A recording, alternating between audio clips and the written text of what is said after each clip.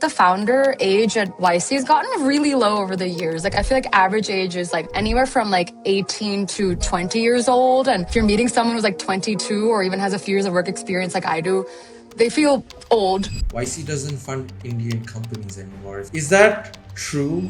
YC had Grow, YC had Misho. I do think it's changed. It's also the fact that everyone seems to want to build for the enterprise. And when it comes to selling to the enterprise, you almost always think US first. There's so much engineering talent here that you can always build something in India for India. The question does become, are we going to see another Grow or Misho again? Do you like living in Bangalore? Honestly, the conversations I have in Bangalore, I feel like are the ones I had in San Francisco, if not to a greater like depth and degree.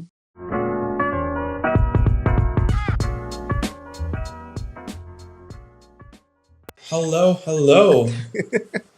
Please welcome our first female guest to the podcast. For those who don't know Samira, she's a good friend of mine. She's on the investment team at Bloom. She graduated college from UCLA, is a Gurgaon person apparently, and also Yes. a Barbie like myself. Also, one of the people who actually doesn't hate Gurgaon, which I thought was very interesting. I grew up there 8 years of my life, and my family's still there. So, the enemy, I guess. But okay. What do you like How about should Gurgaon?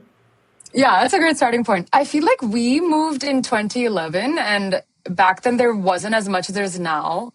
And I feel like just seeing the scale at which Gurgaon developed, I feel like for me, it's like the first home in India I sort of remember because I grew up moving around a lot. And I left India when I was 4 years old and I came back when I was 11, 10. So I feel like that's also a part of it. Like, it's just a lot of formative memories there. But I mean, I understand the hate, like culturally, politically, Politically. also just the way, maybe we should cut the last line. I don't want to, yeah. But culturally, it's different than Bangalore for sure. I think moving to Bangalore, a few of my Delhi friends and I, we've often bonded over the fact that Delhi NCR gets a lot of flack, especially when you compare it to a place like Bangalore, which is fair. I think in terms of if you want to be an operator, want to be in VC, want to build a company in India, Bangalore, far and away, is the best place to be for a lot of reasons. But I think for me, it's like, it's just home. My dad grew up in Delhi. My mom actually grew up in Jaipur, but has spent most of her life in Delhi, Gurgaon now as well. So I feel like it's just on, yeah, Shobhit and I have talked about this. But yeah, on both sides of the family, just like Delhi NCR has just been home for a long time. So I have to give it its props. And I feel like food is good in Gurgaon. I also am a big Galeria stan. Anytime I talk about Gurgaon, I bring up Galeria, and I feel like that sort of gets people to see my perspective. I know Anmol doesn't. He comes to Gurgaon too when he has his reasons. So Yeah, but I come to in the last year in 2025, I came to Bangalore more than I came to Gurgaon, and I live 5 kilometers away from Gurgaon. I know. Just to put that into perspective. I also lived in Gurgaon in 2013, which was a bit very different. I think that was like a worse Gurgaon than of today's. Like, I think so. Yeah. I remember I used to like buy the Bisleri bottle to take a bath. Like that was the situation at that time. Did you? Yeah. Anmol also is a Bisleri fanboy for different reasons. Yeah, but it's drinking water reasons, not bathing. To be fair, in Bangalore, when I moved, I was so conscious of my hair fall. There was a period where before I had a water filter, I would also use drinking water to wash my hair. So I feel the pain. I haven't found the problem yet of hair fall. I have a different problem, but not of the hair fall yet. Like, it's been about 8 years. What is your problem? What is your problem, Shobhit? It's the white hair. Yeah, I know. Oh, I have one that's like fully white, and it just feels unfair now. Like every week or month, there's like a new one. I think I have 4. That's my counter right now, which feels, I'm the youngest person on this call. You have 0? Yeah, I just have great genes. You haven't found it. You haven't found them yet. Shout out Sydney Sweeney. Wait, great genes? You guys don't know? Oh my god. I know the meme, I just don't like it. And you bring this up all the time. The 2 things that Mo says are like skill issue, which I hate, and great genes. And I'm like, you need to stop. Yeah. It can either be of the 2 things only. It could be either a skill issue or bad genes. Like Everything in life boils down to that. To 2 things. right? Or But a futurist. coming to a more serious topic, Samira also looks at the enterprise AI vertical at Bloom, and Shobhit and I were talking about one of your tweets about YC one day. So why doesn't Shobhit kick it off? Right. So, I mean, I saw this tweet of yours, which is I go into a rabbit hole of talking to slash analyzing the latest YC batch every 3 months. I guess you basically went through the batch that kind of just, I guess, graduated.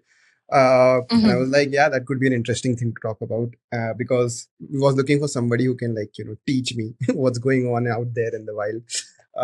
So, what are your findings? It was kind of me being dramatic and cute, but I do think my last year at Bloom, at the end of every like 3 month quarter or like 3 month YC period, I do go into like a whole of like few weeks of just meeting these founders at Pacific time. And that obviously means like just scheduling. Like I don't post 9 p.m. I'm just online, even in Bangalore. And that's what inspired the tweet. But the last year has been interesting because I do think there's a lot of schools of thought and debate if something like a YC makes sense. I think there's also, I think Anmol himself has said like the YC for India is YC. I also firmly believe that to a degree. Like I think in terms of access, the way to sort of accelerates your like presence in the Bay Area, the network, all the privileges that sort of compound by just being in that kind of environment is there. And I think for me, one reason of starting to sort of cover this specific archetype of founder at Bloom is that I do think it's very predictive and it's very emblematic of where the B2B AI market, just because these are incredibly young folks. Like another discussion I've had in the last few days, I think also with Anmol, is that the founder age at YC has gotten really low over the years. Like I feel like average age is like anywhere from like 18 to 20 years old. And if you're meeting someone who's like 22 or even has a few years of work experience like I do, they feel old, to say the worst. And I think the fact that these kids are building in specific verticals and niches is like, if the young founders and operators are thinking about these problem spaces, it only sort of like waterfalls into what investors are looking at, what like seasoned operators and like enterprise organizations are looking at. I think I covered this in my post, but there seems to be like three like buckets, so to speak. One is the one we hear a lot about, especially in cross-border AI and especially in the Indian ecosystem, is vertical solutions. So like an example of a vertical company that we looked at and invested in was Cactus AI, which was building sort of voice AI and support and onboarding infrastructure for home services businesses in the US. I think that's and there's a lot of other folks in the space. Another company doing this is Broccoli AI. That's sort of, again, emblematic of like, you're looking at a vertical in the States that very service heavy, largely reliant on legacy systems and software, and you're bringing AI to it. That's one bucket. The second is, your horizontal solutions, maybe more on the developer side. I think a lot of YC folks are incredibly technical. Last batch, I've talked to a few folks who worked at places like Palantir, for example, and they're bringing their experience and worldview to build, like sort of building what they've tinkered on at these established enterprise AI companies for like, just like playing around and scaling up a business. And then lastly, I think again mentioned, but there are a handful of consumer apps. I think they've evolved over time. I think last year was sort of the year of like the AI calendar assistant, AI personal assistant, executive assistant. Saw a bunch of plays from YC there and even in the broader ecosystem. I think now, like I said, it's all about sort of embedding AI into the consumer apps and consumer AI plays you already use. So a lot of folks sort of building assistants for like spreadsheets, assistants for presentations, anything that sort of gets them right in your day to day with less friction. Of course, there's always a question of both in maybe not so much vertical AI because there's so much domain expertise you need to build for a vertical, but for horizontal tooling and consumer AI, the question is always, can a Claude do this? Can an OpenAI do this? And there's so many ways now to build for yourself rather than outsource building to somebody else. Like we are really much in the era of like software that's incredibly personalized to what we want. And, that whole conundrum of build versus buy, I think is just more prevalent than ever because the builder now can be non-technical too. So it's really fun to sort of like see that these three categories play out. But of course, in the long term, there's always this question of, can somebody else build it but better? And is that somebody else someone that's like already has like $1 trillion valuation or like billions in funding? Because that's always a question when it comes to AI. And then I guess the one question we kind of keep hearing in India is that, oh, YC doesn't fund Indian companies anymore. If you go to YC's page, there's like no, India doesn't feature on. Is that true? Or Like, what have you kind of seen from like a lot of the founders you talk? Has like the archetype of the Indian founder at YC changed, or have they just stopped existing now? Yeah, I definitely see your point there. Of course, like, YC had Grow, YC had Misho. We've all heard these names, and these companies got their launch pad at the Y Combinator, but built for India, and came back to India and built from and for India here. I think more and more what I've seen is one, like I said, because they're going younger and some ways like spikier, I think you do see kids from like IIT or like even smaller engineering colleges who've maybe gone to the US to explore or gone to the US to do their masters. And those sort of funnel into the YC buckets that I spoke about. I do think it's changed. I think maybe it's also the fact that everyone seems to want to build for the enterprise. And when it comes to selling to the enterprise, you almost always think US first. And it has been interesting to me as someone who has sort of worked in the space in the US and now moved back, because you do look at Indian, like there's a market here, there's technical folks here, and there's appetite to like consume software. But I think just given the nature of like a price sensitive consumer, again, there's so much engineering talent here that you can always build something in India for India. The question does become like, are we going to see another Grow or Misho again? Because more and more these folks tend to be going horizontal and building for, like I said, US GTM first more than anything else. Because unfortunately in AI, that is where the high dollar ACV tends to be. Have you seen like people building for India? Like, what kind of software consumption you're seeing when you say that there is still appetite for software in India? I spoke about vertical AI. I think, again, the nuance when it comes to selling, for example, insurance in India versus selling insurance in the US, right? Or even selling for healthcare in India versus selling for healthcare in the US. I think we are going to see folks building in vertical AI in India for India. I think one example is Arrowhead was building a voice AI for BFSI in India. Devyani recently raised a round. So I think it's there. I think maybe it's just the idea, again, I feel like, again, and this is also like my sales GTM background showing, but I think when you're thinking about driving revenue, especially in a software business, your main thought is always going to be, where can I spend the most time maximizing, like I said, the highest ACV, even stickier consumption? And I feel like that answer would always be the US, just because, like I said, people will start looking for a cheaper solution if they're not happy, or people will start building internally if they're not happy. And it's, again, like just price sensitivity. But I do think there's appetite for vertical AI in India for sure. I've met plenty of companies building this. I think at Bloom, our thesis has always just been more and more cross-border, where we'd want like founders with a nexus to India, with a connection to India, building in the US for a US market. The US customer would also like try to find something that is cheaper. Like, why wouldn't they switch? Like, why would they not see if they can build it better inside? Like, even they would be not that much sticky, right? I mean, I think that shouldn't be a country based specific thing. Yeah, I mean, the threshold can be different, but honestly, maybe sort of changing tangent, the other thing that's I've been working on a little bit, but I spent a lot of time, given my background in revenue, looking at revenue solutions. And I'm a really big fan of a company called Clay. Clay essentially made it easier to access a lot of data providers. It also sort of pioneered the concept of GTM engineer. And it also had an incredibly interesting usage-based pricing model. However, in my research, and especially because I'm a big fan of Clay, I feel like my Twitter just keeps throwing a lot of reviews of the product. And something like Clay, which I thought was incredibly sticky, incredibly novel, and again, largely US-centric market for the most part. They've just, I think, started hiring a team in the UK. There's people building like Clay replacements on Claude, for example, and like building from scratch. So I do agree. Like more and more, I think people in VC love to throw in the word moat, but I think the moat is slimmer than ever. Maybe the thought is that you can sort of just scale revenue much faster in the States because there's so many SMBs and mid-market companies that just by nature of like the way the country's structured, it's so much of it is rural. And in India, I feel like people are just more tech native and quick to adopt. You can always go to like SMBs in the Midwest and sell to them. You could always go to places like even in California, where I spent most of my time in the States, there's pockets that are more rural, aren't like reading about Anthropic or the latest model, or even like trying out things beyond ChatGPT, and you can go and sell there.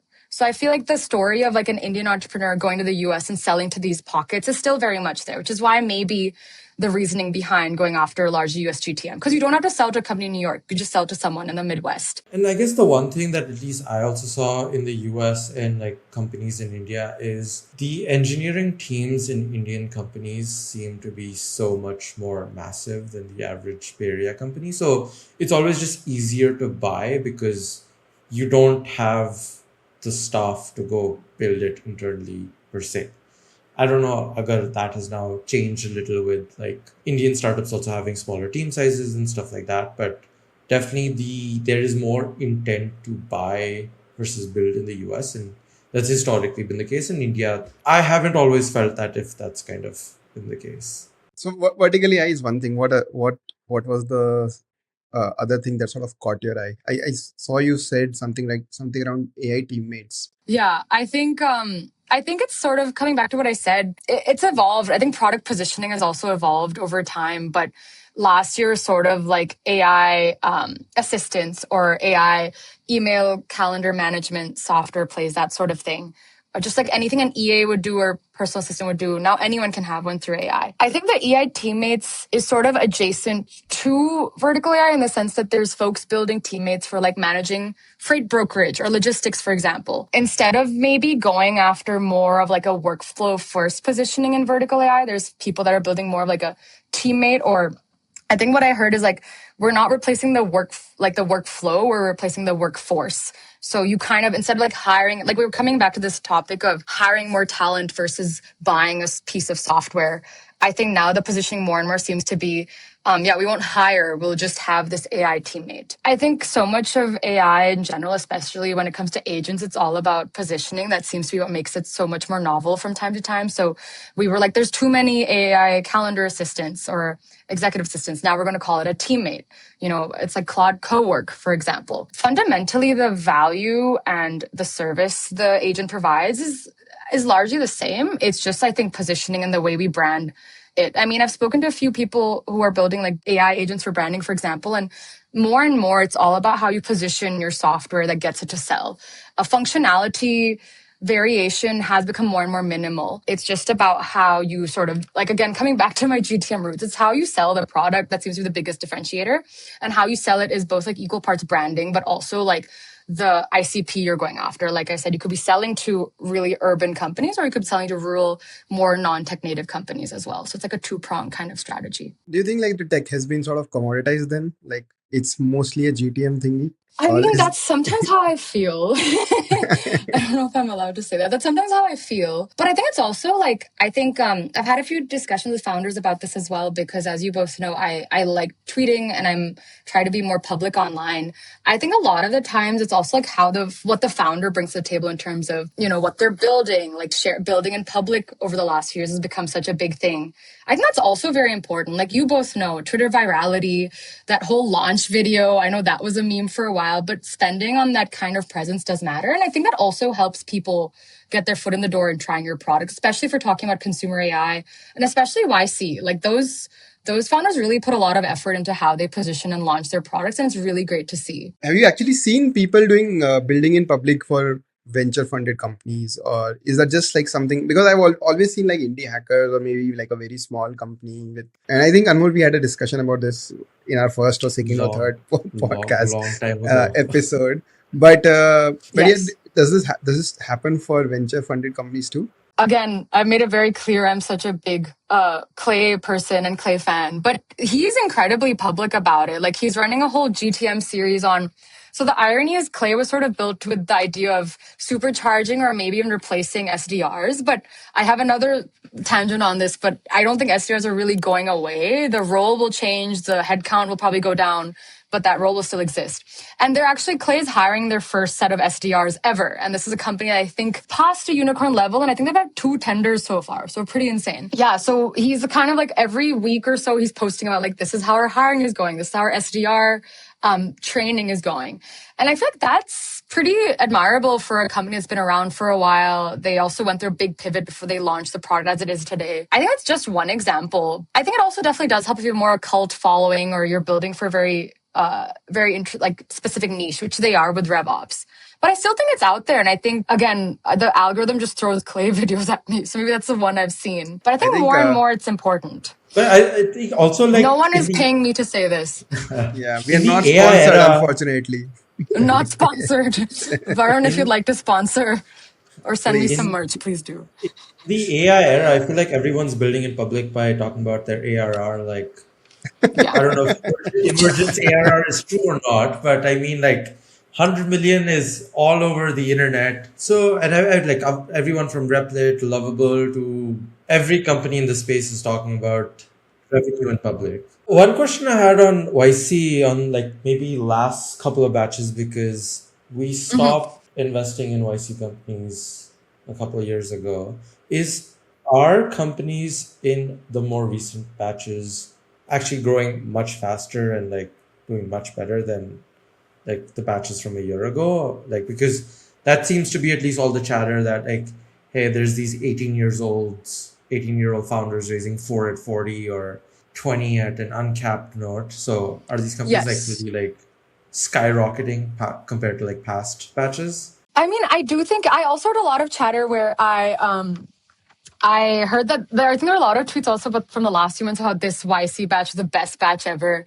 And to a degree, I was talking about this with somebody else as well. I saw my first batch a year ago now, probably exactly, like last April, May. My takeaway is I feel like they've gotten a little more conservative in their valuation, but that's also in the sense that last year I saw people raising at 50 mil cap, 60 mil cap even. Although the 60 mil cap, I do remember he was building in the chip design space. So there's some argument in terms of like, again, I think valuation positioning is very dependent on where they're building.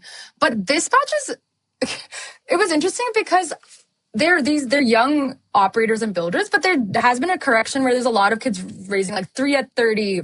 Like I even talked to folks like 3 at 25. I feel like the maturity in these founders is there, and they've probably adapted to the fact that you can't always raise at these insane valuations. And I think it also sort of undercuts you in the early days if you're doing that and then you don't match the level of scale you project because again, markets in this space are incredibly volatile and unpredictable. But I do think the talent this time was really incredible. Like there's so many kids who are in their second or third year of university and the spaces they're building and the people they're building. For example, met a bunch of kids who are maybe like in their early 20s or like I said, 19 years old or something like private equity firms. Or, for example, kids that are not from the US, because I think Wrestle is a good example where they pivoted from being sort of a building on top of like SORs like Salesforce to now selling AI workflows for traditional business in the US. Both founders are from India, but both of them are like going around the States sort of selling to these companies. I feel like the appetite and ambition is very great to see. And I think over time could be also a bias I have because I spend time doing this. But the maturity you see from these founders is incredible. But I will say valuation, in my opinion, have sort of gone through like a little bit of an adjustment.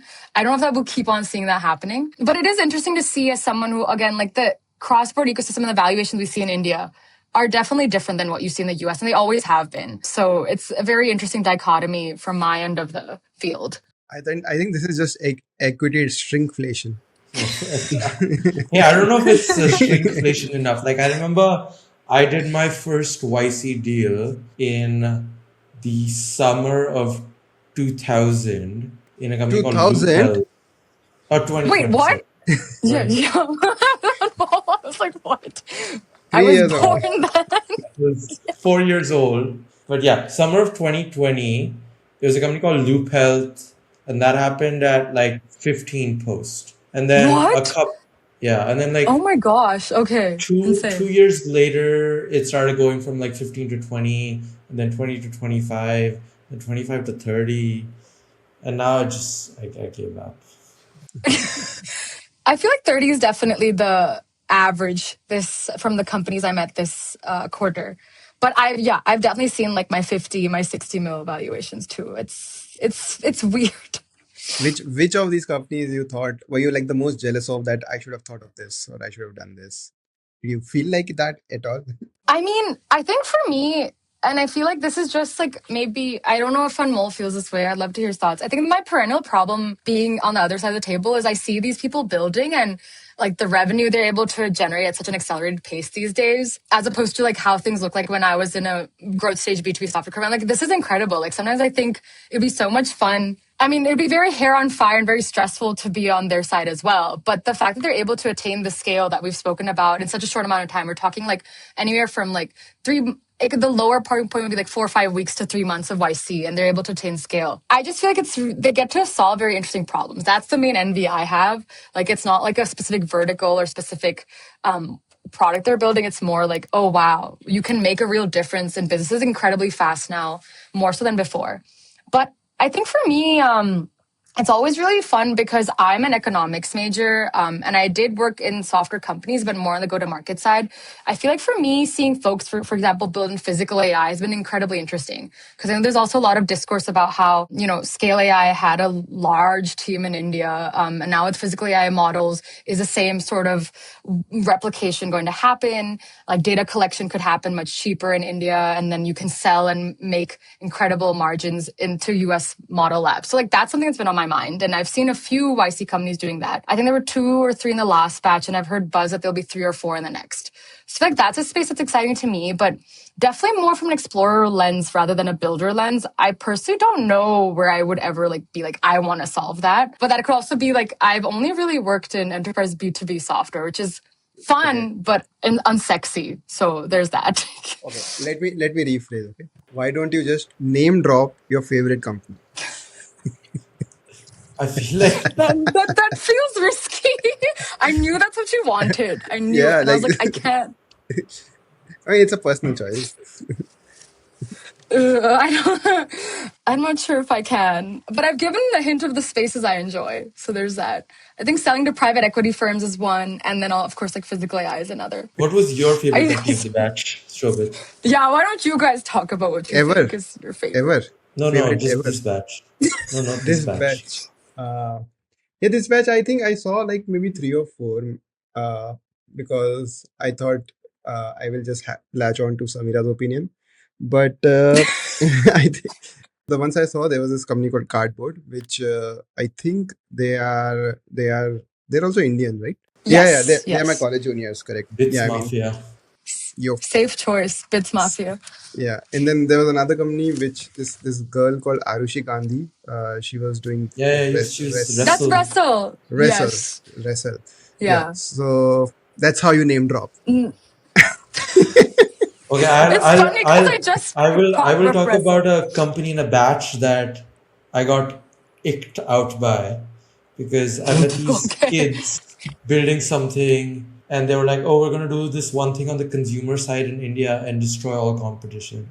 I was like, you guys have no clue what you guys are getting yourself into. I'm not going to name the company out of respect. Good but, one. Yes. I was very, very annoyed by that one. Actually, I did have something I thought of. Yeah. Oh, yes. Sorry. Continue, Anmol. No, I just I hope like they lose Petty in India. Anmol. Yeah.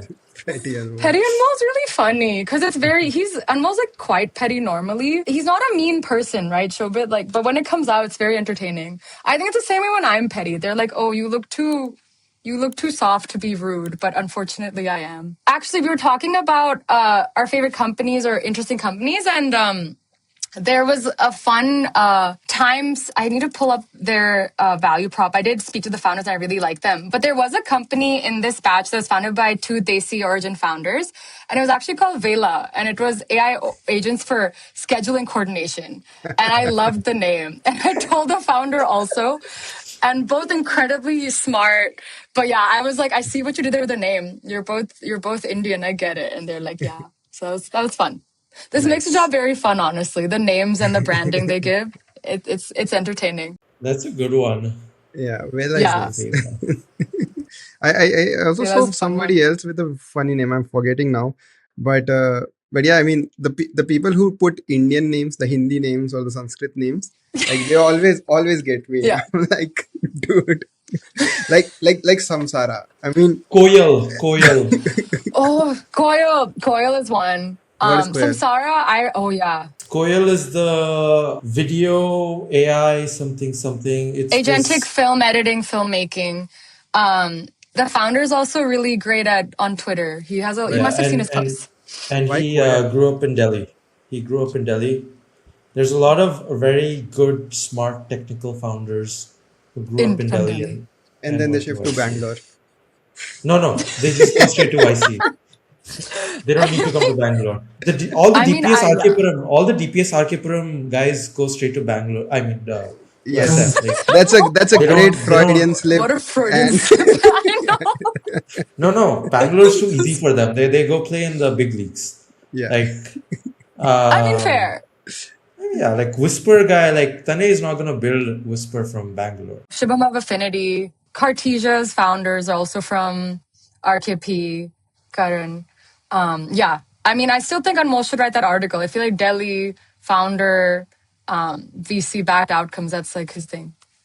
Maybe I'm not sure if I'm the best person because I'm, again, Gurgaon person. Didn't even make it close to RKP. Don't know if I'm the best person to provide a I mean, lesson. I don't know if you actually want to make it close to RKP. As a school, it sucks. Oh my God. But they have great talent. okay. RKP is RK Puram, right? DPS Yes, RK Puram. Yes. Okay, Yes. got it. yes. Yeah, you guys need to know that I'm not from Delhi.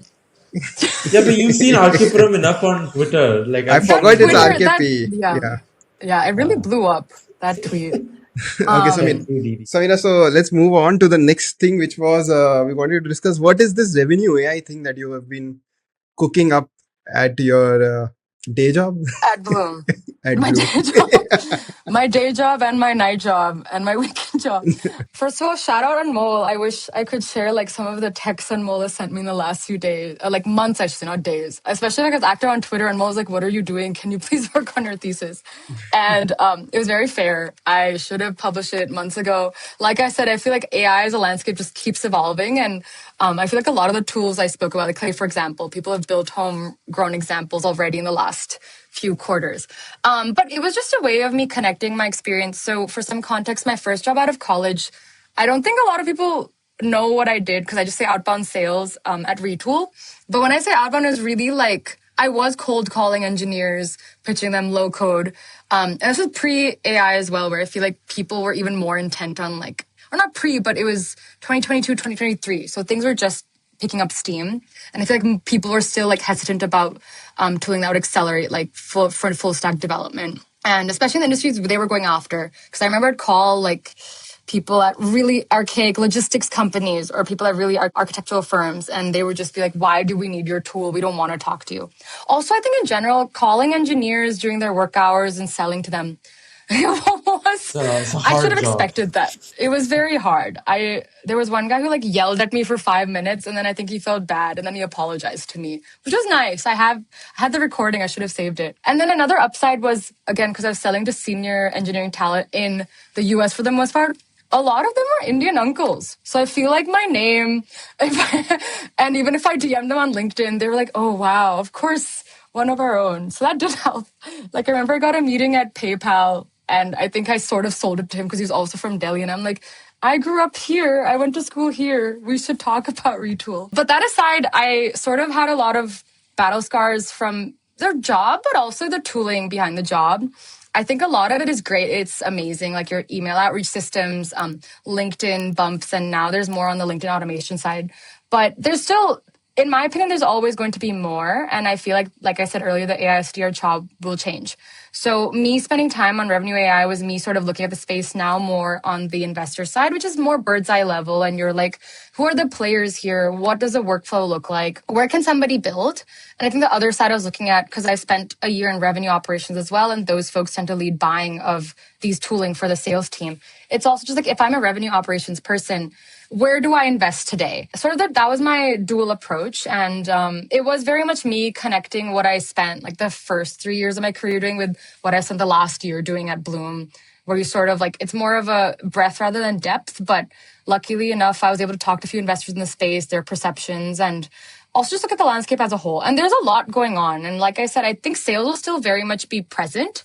It's just like the human in the loop. My take is you're always going to be talking to a human, but the tools a human uses and the sales process as a whole will just be accelerated with AI. That's a TLDR of what I think revenue AI will look like. So where would you want to, like, what's a couple of like maybe niches in revenue AI where you'd want to Yeah. invest in a company, or the kind of founders you'd like to find and And what back. should they do? Yeah. Yeah. I mean, I think for me, and again, degree of bias there, but I think building more. I mean, it's AI as a whole, right? We spend a lot of time in the application layer and going horizontal, but even in a sales organization, you want to have good infrastructure and support systems in place. So I feel like rather than build the next AI SDR, another outbound outreach tool, you want to build something that makes all of the back-end office flow seamlessly. For example, when I was working revenue operations, it was very painful for me to build like custom objects in Why don't Salesforce. you actually like tell people what revenue operations is? Because I don't think like most people who've ever Even like I I don't am know if I am Shobhit knows. slightly yeah, I am slightly confused Yeah. at what do I actually call revenue ops? Is it like Yeah, like sending I the mean, invoice? if you've not worked at an enterprise software company, you probably have no clue what Yes. revenue ops looks like. So maybe give us like a TLDR of what all revenue ops kind of comprises and what all they do. Yeah, the way I describe RevOps or revenue operations, and I often say this when I pitch myself to founders because I want them to know that I have been on the operational side of things the way they have. It's essentially the man behind the curtain. Like if you think of a theater production, the person like running the flow, making sure actors are there on time, cues are being hit. Actors in this case would be like your account executives, your frontline salespeople. So my job in RevOps is a lot of, I spend a lot of time on deal desk administration. So getting order forms through the door, helping with custom like MSA reviews, sort of making sure everything on the back end was done so the frontline salespeople could close and hit their quarterly targets, if that makes sense. And I also spent time doing what's called deal desk administration, which is a lot of managing order forms, making sure the legal language is at line with what the end buyer wants. If you're selling software, people can be very specific about like how to renew a contract or what features to add. Sometimes you want to buy like feature flags in your first year, and your next year you might want to add an analytics product. That would be something I would manage. And now that I say it out loud, like this is all things that an AI agent now can do. I think when I joined, it was like early 2024 when I started working in RevOps. So it was still very nascent. I think more and more, a lot of this back-end automation work and even something as simple as like cost and pricing and quoting, or like I said, deal desk, I think can all sort of be done with AI. And it's great because it also frees up your revenue operations team to work on more pressing things, just like how do you coach salespeople to be more effective? Because that can also be part of ops. Or even just like looking at software buying from a perspective of like, where can we save money? Because folks are now centralizing costs more than ever in revenue as well.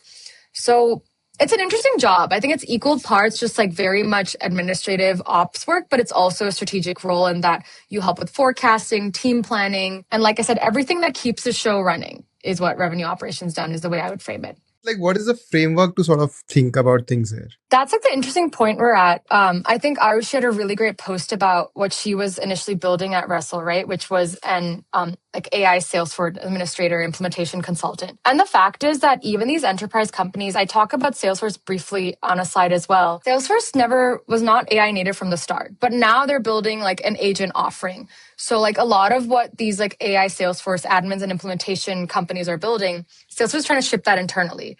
So I feel like more and more the main way of evaluating like even RevOps from a sales infra perspective is can an existing legacy player like a Salesforce actually build this internally? Or can they acquire someone building this as well? Which in which case the outcomes does make sense from a VC perspective. Like you could invest in a company that could eventually be integrated to the stack that already exists. I think for me, it's also just, again, sort of coming back to our tangent on like how you position, how you brand. Clay is a great example of this. Again, not Spawn, I wish. But Clay is a great example of this because it was so painful for revenue people to like buy data. You'd have to go to like a Zoom Info or like multiple providers to evaluate their quality, which by the way, even if you're paying thousands of dollars for Zoom Info data, as someone who's used that data firsthand, it can be quite shitty because numbers are hard to update. And at the end of the day, this is private information that you're trying to like guess at and outbound with, like someone's number or email. So data quality is always very questionable. So with Clay, you could access all these providers in one platform and sort of like use logic to build your own workflows on top of other data providers without buying them. You just bought Clay. So I feel like, again, it all comes down to the best way to centralize costs and consolidation in the space. So I think Clay did that well on the data side. Now, if someone can do that on more of the sales infra side, that would be great. Like instead of building on multiple different toolings and CRMs in the sales organization, who's going to bring that into one context layer? And I think I had like 3 final sort of themes I think are places to look at from an investing perspective. One of them is like we talked about sales infra. The second one is sort of building like the second brain for a sales team. I think we've seen like the whole enterprise knowledge search play, enterprise context search play. I think this is more like for the sales organization as a whole. And then lastly, this is maybe more interesting. I think the way sales teams are going to get trained is also rapidly changing because especially in an AI company context, these companies are shipping so freaking fast and sales teams are not always technical. Like an account executive might be like me and have an econ background or like maybe did like communications in college. So how can someone who is not like an engineer by trade learn these roadmaps quickly? And I feel like that's where like an AI role play assistant would come in. There's actually a company called Udly that was building this for sales teams, AI role playing and sales training. And I think they recently raised their latest round, if I'm not mistaken. So there's a market for this. I just think it falls into those 3 brackets. And to summarize, it'd be like context, infrastructure, and then training. Kind of similar to AI as a whole, I guess. But yeah. The Yodlee company is that YODLEE, right? Yeah. No, YOODLI. So these Yeah, guys had actually yeah. come to our college for placements, and Nice. they started their talk with, you know why we are called Yodlee, and everyone's like, no idea why. So they're like, we are a fan of this Bollywood song called Yodelay Yodelay. Ooh. Oh, And that's why they. That sounds fake. That company is a UK-based company that has existed far before. We know you love Clay. What are some like revenue AI companies you like who are maybe a little more Indian? Or do you think like Indian founders are better or worse suited to build in revenue AI? yeah, no, that's a great question. I mean, Udley's actually, I believe he's like an Indian origin founder. I've never met him personally, but I was actually trying to like bring up some stats. So it was a Series B that Westbridge led this past December, and they apparently reported like 900% revenue growth. And this is, like I said, an AI coaching assistant or AI coaching platform for one of their use cases, primarily like sales teams and sort of again, like analytics. So I actually tried out the product maybe last October or November. And it was really helpful because I think when you're like running discovery calls or even just learning how to navigate customer conversations instead of like going out cold with a new, like just a real person, having this avatar to speak to and that would give me feedback on terms like, maybe one nit is like, oh, you use this filler word too much, or hey, you could have upsold XYZ feature and you didn't. So I feel like that kind of feedback loop is important. But I do think, like you said, India native founders, I think this person is someone who, similar to us, like did their bachelor's degree in the US. I believe he has some enterprise operating experience in the US before founding Udly. I think that's one thing I've also seen with like go to market in general. Selling to the US is like a very different play than selling to India. And I think I saw that at Retool. For example, I talked a lot to the head of India at Retool at the time, who Anmol also knows. And I was actually shocked because like... Shobhit knows Oh, Sid as amazing. well. Yeah. Sid's great. Shout out Sid. So I was actually surprised to learn that like India was one of Retool's like biggest user bases. And I've even met folks in the ecosystem that were early adopters of Retool. So I think that like people love playing with software and products in India, but I think the selling motion is very different. Like a lot of companies have like India native pricing. And I feel like in the US, that whole dynamic is different. And if you're selling to a seller, I think I wrote about this recently. It's hard because you want to deliver immediate value and you have to communicate that a certain way. And I haven't seen that many, at least from my vantage point, which again is very early stage. Like we're talking seed to Series A, but often or not, I meet a lot of founders that are pre-revenue. I think selling to India is just very different than selling to companies in the US. And I'm not familiar with folks in India using their tech stack as well. Like I would obviously be viewing it from more of a San Francisco-based vantage point. So if you guys have any context, that would be great. But on my end, I think other than Udly, and ironically, even Clay's founder is not like of Indian origin. So there are Desi folks building in this space, but from a breakout player standpoint, I'm not sure if I'd be the best suited, because I've not seen that many in the last year. I found out Udly founder went to Sanskriti, also another Delhi technical CEO. Yeah. So did not make it to Bangalore. Points to Delhi. Yes. But Got it. Shobhit, you were saying. So I have clients basically who sell to India and they sell to, I mean, different clients sell to India, different clients sells to the people in US. One thing that I saw that is different is in India, we actually care more about the 20% thing that does 80% of the job. We sort of want to get that deal and we don't want to pay for other things. I mean, ideally. So we are happy with like if Clay helps me do lead enrichment better, I will just want Clay to sort of give me just that, and I will use my own CRM and my own other things so that I can just build up a system around that. But in the US, what I realized was they're more value conscious in the sense that they're like, okay, this does one of my job, which is pretty good, but can it like take it over the line? And I think that's like a big difference that I see. So Datadog, for example, right, allows you to have like Datadog would have, let's say, 7 nines of uptime reliability. In India, we say if you have 4 nines, I'm fine with that. So, but you can you GitHub just, has two nines. that's a different thing. 1 9 at this point, not two. Kya baat kar raha hai? Yeah, it's it is it is at verge of losing the last 9 as well. But but in India, for example, we are like whenever we've gone and bought, we are like we are also not trying to go for 5 nines. Like why would my observability tool need to be so? And getting extra 9 of reliability is exponentially harder and costlier. So we are like, okay, just give me this part, and I'm happy to pay for that. Like that's a big difference that I've seen essentially. Yeah, I mean, it's interesting. I do feel like like coming back to dev tooling thing, one of the fun things I realized, because I worked at Statsig for a year, that's why I did RevOps. Flipkart is a big Statsig user. And I met someone who'd worked in the product org at Flipkart, and he remembered like the founding team coming to Flipkart in Bangalore and working with them from Seattle. So I feel like you're right. Like obviously the value cost trade-off varies depending on geography, but at the end of the day, I think if the tool is amazing and if people see the investment, it doesn't matter if you're in India or the US, you will do whatever it takes to like keep using it, even in a price sensitive market. What else would you like to highlight from this? Honestly, it was most of it has been covered. I was actually joking with a friend. I feel like I'm going on like a PR tour for my thesis because I posted about it last week and I came on to talk about YC and my thesis work with you both. And I just posted a quick Loom as well covering a lot of what I spoke about within it. I think my biggest learning with AI in general, and especially in like a horizontal play, like selling to sales teams, because you can sell to sales teams regardless of vertical. Although in my context, it's largely like a B2B software sales team you're selling to. I feel like the future is hard to predict in general. Like we don't know, like a few years ago, we didn't even know what like a Clay looked like, or even if you're talking like decades ago, even a Gong wasn't the stalwart it was or even existed.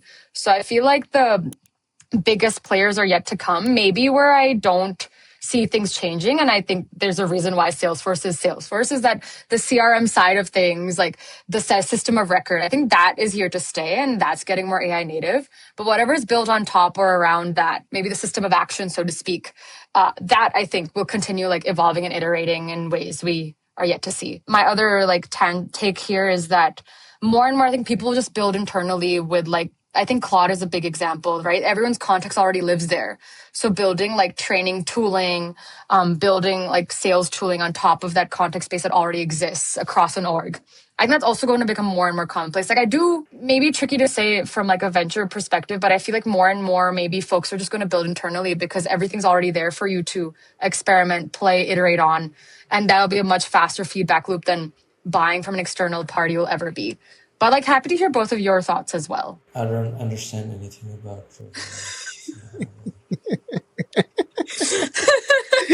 Yeah, we are the students here. You are the teachers. So yeah, like, I've only worked at one enterprise software company. But I yeah, love the founders and they're great people. But we raised in Zerp era Yeah. and we made very little money. So And we didn't have in we didn't have revenue ops problems because we didn't have revenue. yeah, in my previous era, I probably would have mansplained the whole thing to you, but I'm an evolved guy now. So This is post wedding show. I look forward to Anmol getting married then, actually. Wow. what? No, actually, Anmol doesn't mansplain. That's true. That's actually one of his best traits. But he is. I think I call him my tiger mom because I have an actual mom who's kind of a tiger mom. But I think Anmol has all the makings of it. Like he's very I don't know if he's like this with you, Shobhit, but he's like, I think when Anmol has like a friend he really cares about, he like just wants them to succeed, and it becomes it's a giving, overbearing Indian mom sometimes. I did it with my brother growing up I think it's also just like maybe I tried older to turn sibling him mentality, and into I'm an only child. If it wasn't clear yeah. by how much I talk about myself, so there's that also. Oh, But I I mean, had this no might be a idea. good segue to talk about how Samira and I met, and we kind of end things off talking about how you wanted to get into venture and how that journey has Yeah, been. So, surprise, surprise, like a lot of people in Bangalore, I met Samira on yeah, Twitter, but in San Francisco, not that's in the Bangalore. twist. So, I was a software engineer at Stitch at the time, and a year into running Untitled, and Samira was at Yes, Retool, and I think the only other Indian person at Retool I knew because, I mean, let's say, yes. Yeah, I think Anmol and I met 2023. We were just talking about this recently, and I think the coffee shop we met at, he's met like a bunch of folks off of Twitter and SFN.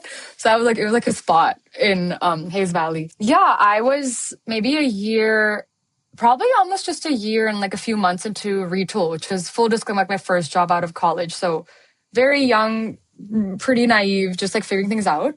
But I always knew that I would want to spend time in the Indian ecosystem. I'd obviously heard a lot about it. I think Anmol mentioned like he worked at a software company in the ZERP era. I graduated in 2022. So sort of like the post-COVID boom of startups, but also like sort of like the rough times when it came to like fundraising, the US market overall. And it was hard to recruit as an international student too. So I ended up at Retool and it was very fortunate, but I was always still thinking in the back of my mind that it would be great to sort of explore the Indian ecosystem just from like it was my home. It is my home. I'd be closer to family. And then I'd also have freedom to experiment and like explore to a degree I would not have been able to as an international kid in the States. But I always wanted to venture. I think a lot of venture is sales, which I think Anmol has told me and a lot of other folks had told me. And at the time, I very much undercut my sales experience because I thought it was just cold calling and cold emailing. But a lot of investing is just like selling yourself, selling capital, positioning yourself in a way where founders want to work with you, that you're the best partner for them. And yeah, I spent a lot of time. Like I always joke, I heard about venture when in COVID in 2020, and I got my role in venture in 2025. So it took like 5 years of like trying out other things, operating and like exploring the US ecosystem, just like throwing my hat in the ring for whatever roles I thought would be a good fit. And I cold applied to Bloom end of like November 2024, and I ended up moving to Bangalore. Got the offer end of January of last year, and then moved to Bangalore within 2 months, which is hard. But in general, yeah, it was a bit insane. I think I spent like only 1 month sort of packing and doing a cross country move, and I've been here for a year, and I'm really, really enjoying it. I think it's an incredible time to be looking at AI from a VC perspective, but also more and more cross border, because there's honestly the conversations I have in Bangalore, I feel like are the ones I had in San Francisco, if not to a greater like depth and degree, just because of what I do now, as opposed to building out Salesforce objects or selling. I think venture is special that way because you truly get to see it from like a wide angle lens that I didn't have before. Do you like Bangalore? Do you like living in Bangalore versus, let's say, Gurgaon. Gurgaon? I do. I think Sid asked me, he was like, it was like rapid fire, like Bangalore, Gurgaon. And I had to say Bangalore. I think, I heard this when I was moving back, and I think you've probably seen it in the people here, but, I've heard it's like the best place to move back after sort of living and working abroad. And I do see that, from like an ecosystem perspective. It feels very like, again, it feels like I never really left. I think it's also like a city of like immigrants and people who've come like from all over parts of India, even like other countries who are building here. So I feel like that really resonates with me. It always has, given the way I grew up and also my story the last few years. Yeah, and I love the food. My fun fact is that I was born in Chennai. So, and my dad went to school in Bangalore also. So I feel like we have, I think as a family, we've just really like liked having this connection to South India, and I'm like sort of full circling it like a generation after my dad. So that's been nice as well. So have you learned any Kannada? I plead the fifth. Putting it on the spot. No, You have to explain that now if you use that. no, I plead the no. fifth. Have you learned any? Have both of you? Do either of you know Kannada? North Indian boys. I mean, I mean, yeah, I mean, I'm not never not learning. conversational, but I've picked up like how can I get into the auto, or can you come? Where are you? Can you come here? Like those kind of words I've picked up, but yeah, that's the extent yet. I don't think we need to learn Kannada. Is my hot take. Maybe. Yeah, he's always saying this until I'm pretty sure the day this podcast blows up. Yeah. I think Birthini, I was talking to some friends about this vegan. Birthini is the one thing. I'm probably but like when the Uber Anna calls you and you have to tell him, please wait. That's the only thing I've used. But yeah, I usually just speak English to them. I don't call anyone bhaiya anymore though. Even now when I'm in Gurgaon, I call everyone sir. That has been my biggest learning in Bangalore. Everyone's sir. I also learned this sir thing, and everywhere I go, I just call them sir. So I mean, one thing, there's this relation I saw so in Delhi or Gurgaon where I was basically. We used to call Huh. bhaiya. Then in I went to Mumbai, and Mumbai mein they're like bhaiya mat Boss. bolna. Yeah, so I call them boss. What? And Oh. then I shifted to Bangalore, and in Bangalore they're like Sir. boss mat bolna. So I was like, okay, this is sir. So then I realized sir sort of works everywhere. So I started calling sir everywhere. But yeah, one thing you just casually mentioned, which I just wanted to sort of double check, which is like you said that you were essentially doing kind of like cold calls and stuff like that, and you thought, okay, you'll switch your job and maybe you won't have to sort of sell, right? And then you realize, okay, this is the same shit all over again, it's just a different vehicle. I think that kind of happens a lot with like anything in life, is what I realized. Like eventually everything comes down to like, can you sell this? Can you sell yourself? And that sort of, I mean, it was just like a little profound thing. I just took a minute to sort of process. So I just bringing it back up. But Yeah, everything is sales. ABC, always be closing. everything. Always be be Always be selling. selling. Always be You closing. guys also run this. You both of you guys run this another thing called 1291. Yeah. Like, let's just end this on that. What is 1291, guys? So 1291, like all my well-named things, stands for +1 to +91 club. So it is people who move from a +1 area country code to a +91 area country code. When I started spending more time in Bangalore last year, around the same time when Samira had just moved, we were like, let's go find other people who like went to college in the States like us, because there's all these like IIT people and IIM people and BITS people who have their like little gangs. So we should have our Own little gang. own crowd as well. Yeah. And then we just started hosting dinners for folks who had moved back, maybe running companies, maybe in venture, maybe working in companies or thinking about moving back, and kind of just been doing that for the last It's gonna be a year. Yeah, it'll be a now year almost. in like less than a month, which is insane. But yeah, I think the funniest thing, I love the branding, by the way, and I think we hosted our first dinner in Bombay. It's usually Bangalore based, but we hosted our first one in Bombay in February, and I posted on my LinkedIn for the first time. And I feel like I also get a lot of people who are like, what does 1291 mean? It's like, and when I explain it, it's great. But I feel like a lot of people think, I've actually started calling it Barbie Gang, which I don't think Anmol will approve of per se. Yeah, Barbie Gang is also similar. I'm good with Barbie Gang. Barbie Gang, we call it the Barbie Barbie Club. I mean, Mattel might Yeah, I was sue gonna say, us. like from a intellectual property and like copyright perspective, probably not we'll never market it that way. But I feel like it's good. I like it, and I agree with Anmol. I especially, given that I look a lot at like B2B software, and I came from San Francisco to Bangalore voluntarily. And I think Anmol also, like, we always get the question of why did you move back? And I think everyone has their own reasons, whether it's like visa or what the desire to build something in India or just explore India. So it's been really good to have that sort of meeting point. And yeah, I think we've hosted 6 or 7 events now, if I'm not mistaken. So feels pretty good. So people from +44 are not invited. No. We've been lenient. Like I've more, on Mole. But I think the crux was like undergrads too, because I feel like you make the decision at a very young age to go to the States and you don't really think about the full range of consequences. So, Right. but sometimes we're nice. If I'm involved, we're nice. Sometimes. But yes. Only sometimes. All right, Samira, this was a blast. Thanks, folks. I don't think I've laughed this much in any of our episodes. So thank you so much for I'm that. glad. Thank you so much for coming along.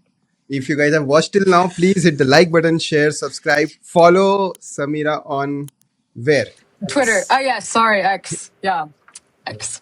That thing. What's your handle? My handle is Semiraculous. So it's my name and then CULOUS. It's like miraculous, but some miraculous. Got it. Very, very, And very. then, if you enjoyed listening to the podcast, comment 1291 in the comments. Yeah. You do that, We'll guys. see you again next week. Till then.